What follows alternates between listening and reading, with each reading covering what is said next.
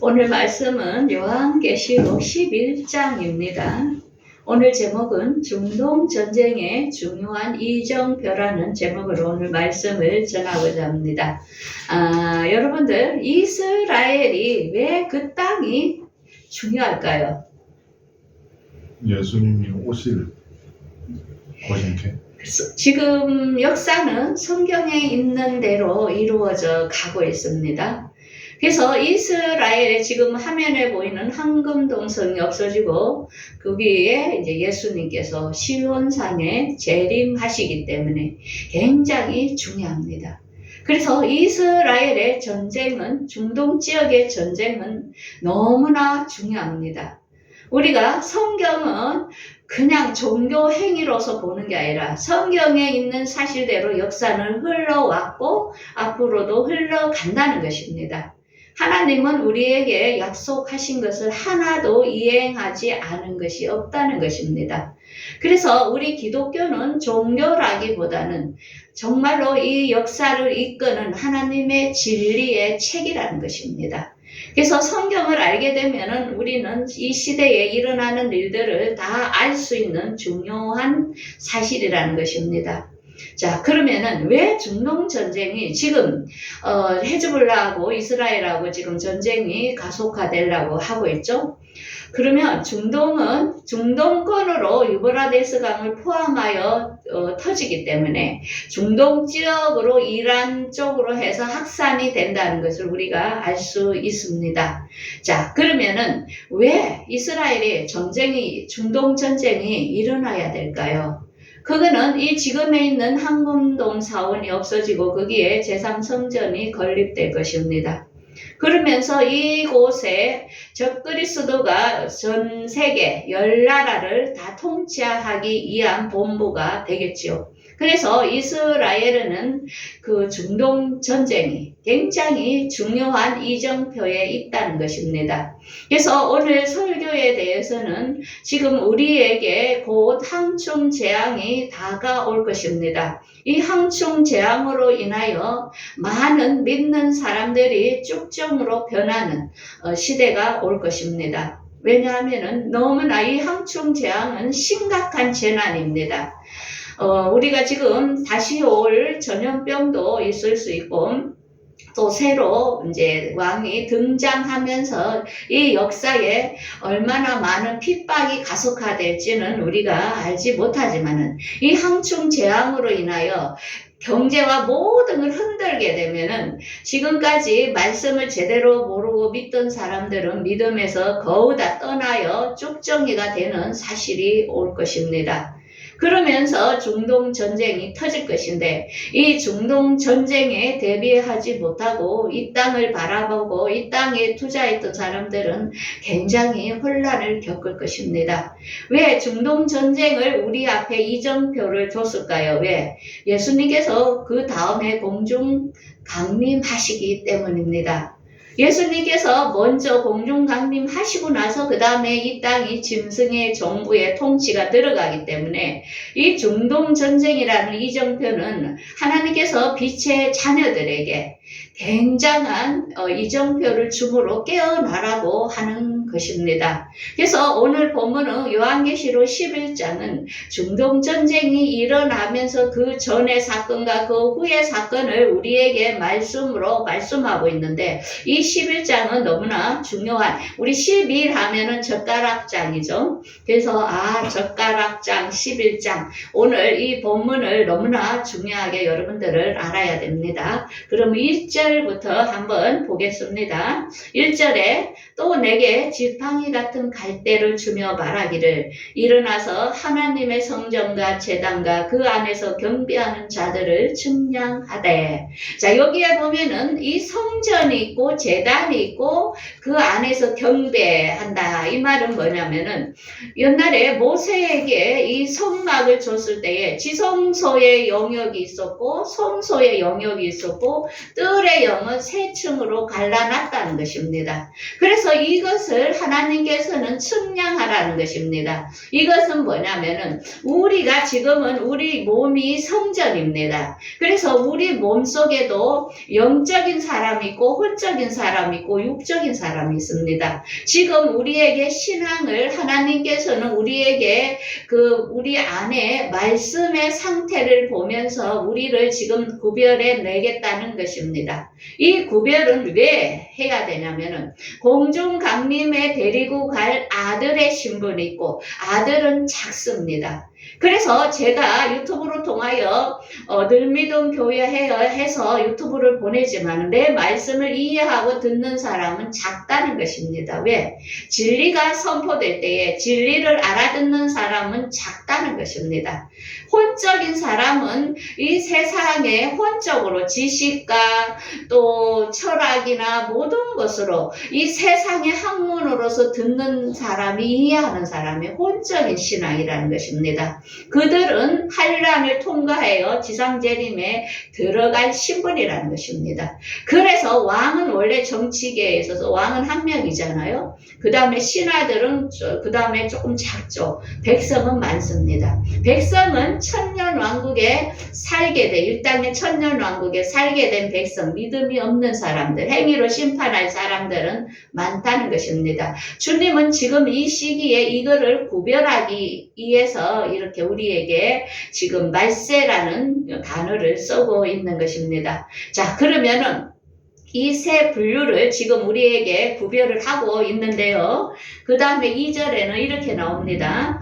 성전 바깥마당은 측량하지 말고 그냥 두라. 이것은 이방인에게 주었은즉 그들이 거룩한 성을 42달 동안 짓밟으리라. 이건 42달은 중동전쟁이 일어난 다음에 이 땅 위에 벌어질 사람들 말합니다. 이들은 누구라고요? 짐승의 정부에 그들은 이마와 손에 다 표를 넣는 사람입니다. 그들은 누구라고요? 나는 짐승 정부의 자녀입니다 하면서 이 표에 그냥 넣는 게 아닙니다. 나는 당신의 종입니다 하면서 다 넣게 되어 있다는 것입니다. 그래서 많은 사람들이 이렇게 표를 넣는 것은 이 사람들 하나님이 안 택한 사람들 이구나. 그래서 하나님께서는 이들을 측량할 필요가 없는 것입니다. 왜?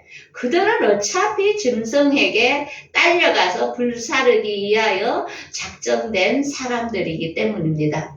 그래서 이들은 3년 반 동안에 짐승의 정부에게 표를 넣음으로 매매할 수 있고 먹고 모든 것을 공급을 받게 되면서 최종적으로 아마겟돈 전쟁의 끝남으로 지상 재림할 예수님을 그 환란을 통과하는 사람들과 같이 섞어서 이 땅에 3년 반을 보내게 될 것을 지금 성경은 이정표를 보여주고 있습니다.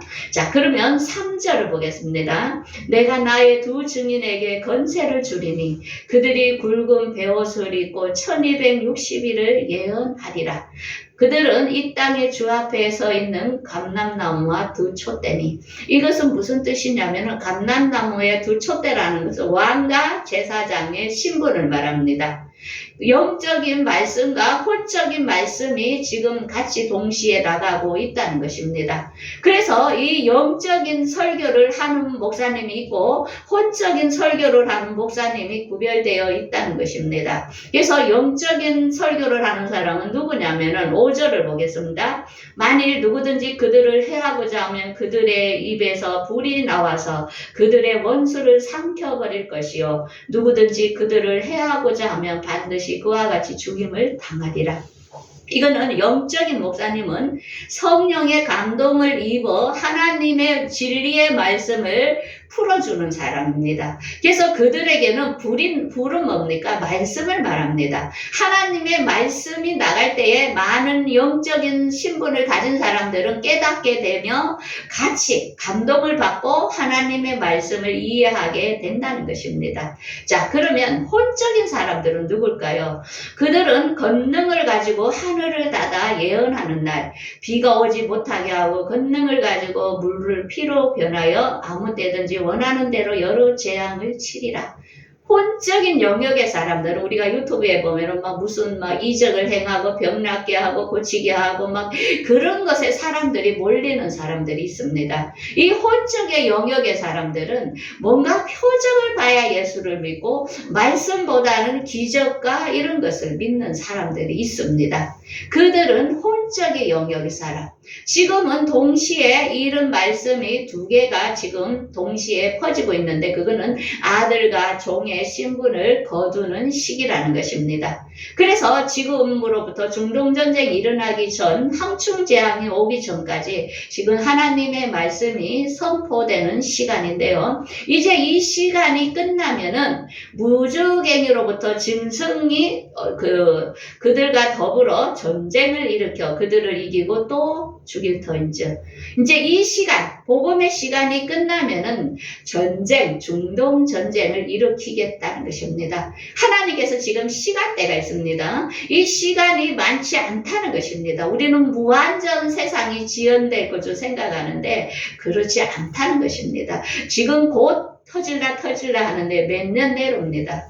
그 시간이 길지 않다는 것입니다. 이제는 복음이 선포될 시간이 많지 않다는 것을 깨달아야 됩니다. 그래서 그 중동전쟁은 어디에서 일어나느냐? 8절에 있습니다. 그들의 시체가 큰 성 길에 있으려니 그 성은 영적으로 하면 소돔이라 하고 또 애굽이라고도 하니 곧 그들은 주께서 십자가에 못 박히신 것이다. 여기가 어디죠?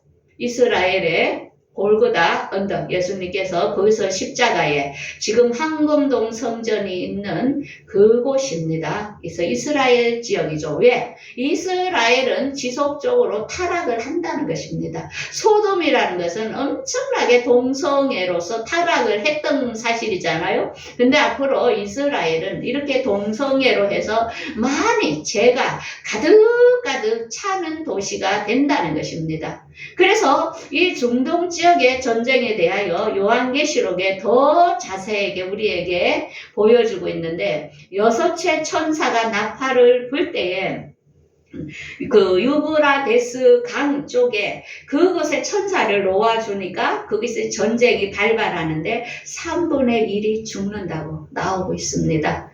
그래서 하나님께서는 우리에게 이렇게 자세하게 이정표를 보여주고 있는데 영의 눈이 열리지 못한 사람들은 아무리 성경이 읽어도 안 보인다는 것입니다. 이렇게 다 연결할 수 있도록 우리에게 정확히 보여주고 있죠. 그래서 앞으로 우리가 목격을 하게 됩니다. 3분의 1이 죽게 됩니다. 중동 지역에. 그렇게 되면 이 세상이 어떻게 되겠습니까? 엄청나게 힘든 경제적 공황들이 오겠죠. 그러다 보니까 사람들이 살기 위해서 몸에 칩을 넣을 수밖에 없는 현실이 온다는 것입니다. 왜? 먹고 살기 위해서는 그걸 해야만이 뭔가를 제공해 주니까. 그래서 짐승의 우상에게 경배하고 오른손이나 이마에 표를 넣는다는 것입니다. 그렇지만 이러한 것이 있기 전에, 이런 힘든 것이 오기 전에 하나님을 따르는 백성은 부활시킨다는 것입니다. 데리고 올라가고 더 혼적인 영역은 남는다는 것입니다. 그래서 우리가 지금 같이 예배하고 있지만 나는 지금 어디에 들어갈까? 나는 지금 목사님이 하시는 말씀이 어느 정도 이해될까? 여러분들이 안에서 느낄 것입니다. 나는 영의 사람인가? 나는 혼의 사람인가? 여러분들 정말 중요한 것이라는 것입니다. 믿음은 같지 않다는 것입니다. 자, 근데 여기서 9절에 보면 중요합니다. 백성들의 족속과 방언과 나라 중에서 사람들이 그 시체를 사흘 반 동안 보며 무덤에 장사하지 못하게 하며 이제 그들이 이제 복음 전하는 사람이 얼마나 미웠겠습니까? 그러면서 이제 이들이 전쟁으로 인하여 죽고 이러다 보니까 이제 장사하지 못하게 하고 서로 예물을 보내면서 좋아하는데 11절을 보세요. 3일 반 후에 하나님께로부터 생기가 그들 속에 들어가매 그들이 발로 일어나니 구경하는 자들이 크게 두려워하더라. 자, 여러분, 예수님은 3일 후에 부활하셨습니다. 근데 여기는 3일 반 후라고 나옵니다. 여러분들 이 설교를 어떻게 해석을 할까요? 이 주석에도 뭐라고 써여 있을까요? 여러분들 이거는 영어로 감동되지 않고는 풀지 못한다는 것입니다. 3일반 후라는 것은 뭐냐면은 한란기에 들어갈 성도들을 의미합니다. 그들은 누구라고요? 지금까지 인류 역사상 죽었던 모세라든지 모든 엘리야라든지 그 3일반 혼적인 사람들, 요한이라든지 이런 사람들은 그들은 종의 신분이지 아들의 신분이 아니라는 것입니다. 노아나 요셉이나 바울이나 베드로나 이런 사람들은 아들의 신분으로 나아보내 있지만은 이들은 아브라함 품에 있는 사람들을 말합니다. 그래서 이들을 지금까지 혼적인 사람들은 이 한란기 때에 미리 피난처로 옮겨 놓는다는 것입니다. 왜? 그래야 지상 재림하는 예수님을 맞이하기 때문입니다. 이렇게 성경은 영적으로 감춰놨기 때문에 너무나 어렵다는 것입니다. 볼 수 없다는 것입니다. 그래서 이거는 계시이기 때문에 여러분들이 그냥 계시로 이해하고 있으면 됩니다. 그래서 먼저 이들을 피난처로 이동시키는 것을 알 수 있습니다. 이것을 증거하는 것은 예수님께서 부활하신 후 예수님께서 잠자던 무덤에 잠자던 성도들이 많이 일어나 예수님의 부활 후에 그들의 무덤에서 나와 거룩한 성에 들어가 많은 사람에게 보이시리라. 이거는 2000년 전에 예수님께서 부활하실 때에 그동안 무덤에서 잠자던 사람들을 일어났죠. 그래서 그들이 어디로 갔다고요? 예루살렘 성으로 들어간 것을 지금 증거하고 있는 것입니다. 그래서 이들이 오순절에 왔던 성령을 그들이 맛보고 나서 지금은 어디에 낙원에서 그들이 기다리고 있는 것입니다. 이렇게 하나님은 일절일에게 순서대로 우리가 정말 엄청난 일을 말씀하고 있는 것입니다. 그래서 주님이 공중강림하실 때 낙원에 있는 성도들과 먼저 그들을 데리고 온다는 것입니다. 이렇게 딱 철저하게 구별을 해놨다는 것입니다. 자, 그러면서 이제 12절에 나옵니다. 11절에는 미리 지금까지 있던 사람들을 다른 데로 피난처로 옮겨놓은 다음에는 우리가 이제 일부 지금 낙원에 있는 사람들이 먼저 부활되고 우리가 끌어올려 부활되게 되는데 12절에 이렇게 나오죠. 하늘로부터 큰 음성이 있어 이리 올라오라 하면 그들이 듣고 구름을 타고 하늘로 올라가니 그들의 원수들도 구경하더라. 여기에 부활이 있습니다. 그런데 이 설교를 부활이 없다고 얘기하는 목사님들이 얼마나 많습니까? 하나님께서 이렇게 구별을 해놨기 때문에 그걸 못 찾아서 그렇습니다. 그래서 여기에 모두가 해당됐으면 좋겠습니다. 그래서 13절에 이렇게 나오죠. 그때에 큰 지진이 나서 성 3분의 1이 무너지고 지진에 죽은 사람이 7천이라 그 남은 자들이 두려워하여 영광을 하나님께 돌리더라. 이게 올라가는 사람이 있고 그걸 구경하는 성도가 있다는 것입니다. 하나님께 영광을 돌리는 사람들은 이제는 부활해서 휴거돼서 못 올라가고 이 땅 위에 짐승의 정부가 통치하는 시대에 3년 반의 환란을 통과해야 된다는 것입니다.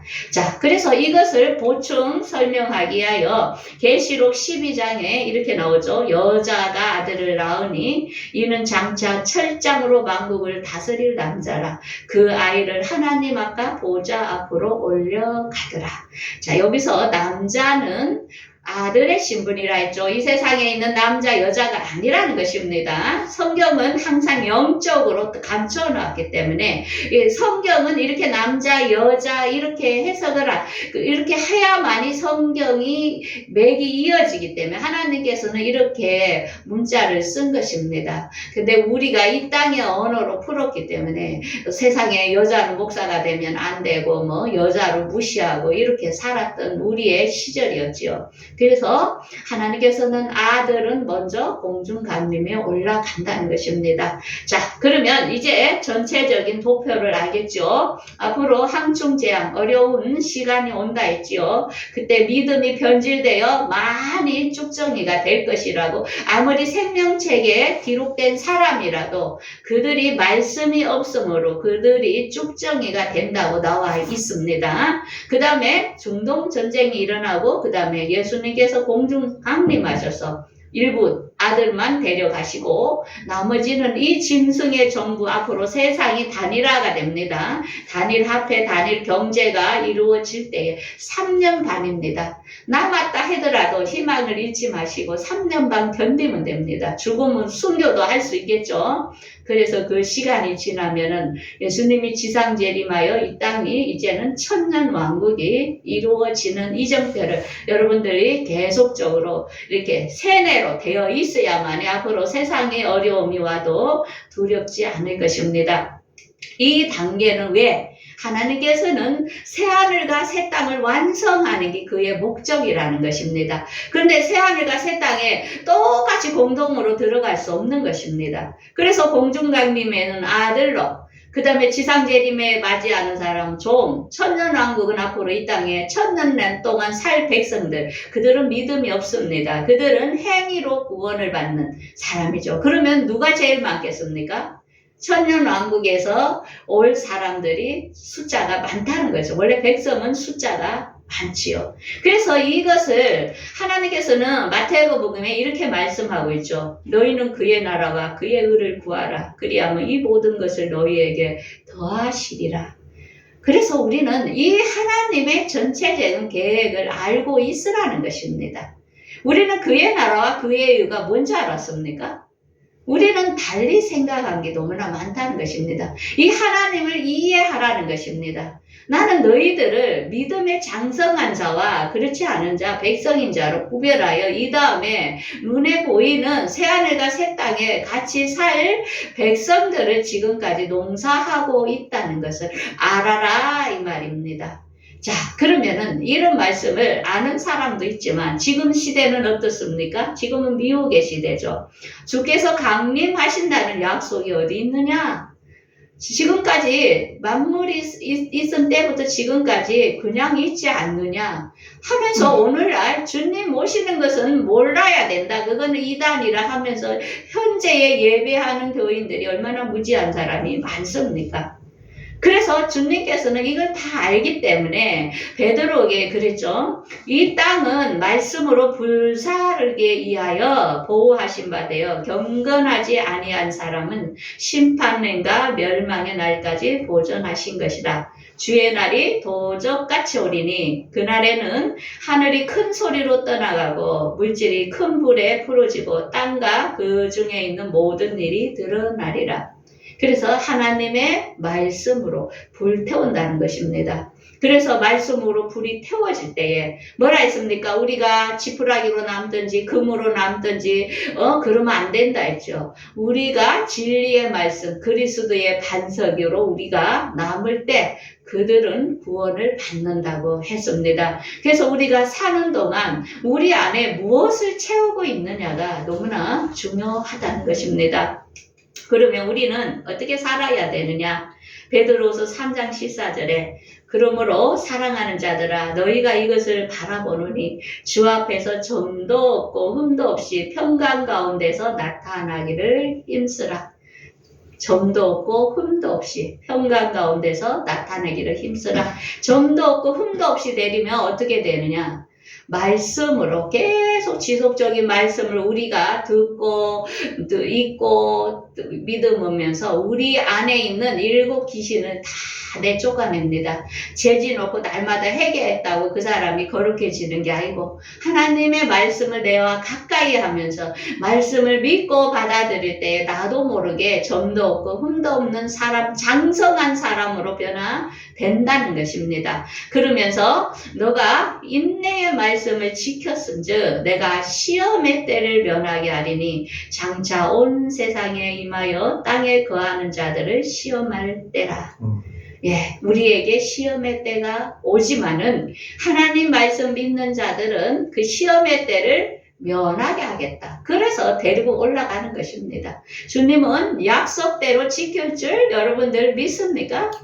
예, 이 말씀이 여러분들 마음속에 새겨지면 앞으로 오는 환난이 여러분들 무섭지 않고 여러분들은 웃을 것입니다. 왜? 너무 좋아서. 주님과 부활체의 몸으로 우리가 변화된다는 것입니다. 이 얘기를 세상 사람들한테 해보세요. 미친 사람이라 하겠죠. 그죠? 그렇지만 성령이 안에 있고 인친 사람들은 하나님의 말씀이 들린다는 것입니다. 이 말씀이 여러분들 안에 들린다면 여러분들은 복받은 사람이며 생각을 해보세요. 영원토록 왕의 신분으로 살 새하늘과 새 땅의 백성이라면 너무 감격되지 않습니까? 너무 놀랍죠. 그러니까 너무 또 무식하면 안 되겠죠. 그러니까 열심히 성경 읽고 왕의 자세로 모르는 것들을 보충해서 여러분들의 왕권을 가진 신분으로 많이 연단하고 또 연습해서 예수님과 함께 거닐면서 우리가 많은 이층층 하늘의 행성들 있죠. 그 고을들 우리에게 주신다 하잖아요. 그걸 다스릴 사람들이 어때요? 좀 능력이 있어야 되지 않겠습니까? 그러니까 여러분들 말씀을 읽을 때에 내가 왕권을 가진 신분이기 때문에 열심히 지금부터 공부하고 또 내가 또 그런 자질을 가지자 하는 마음으로 즐겁게 한 일주일도 또 성경을 열심히 읽는 여러분들이 되기를 바라겠습니다. 기도하겠습니다.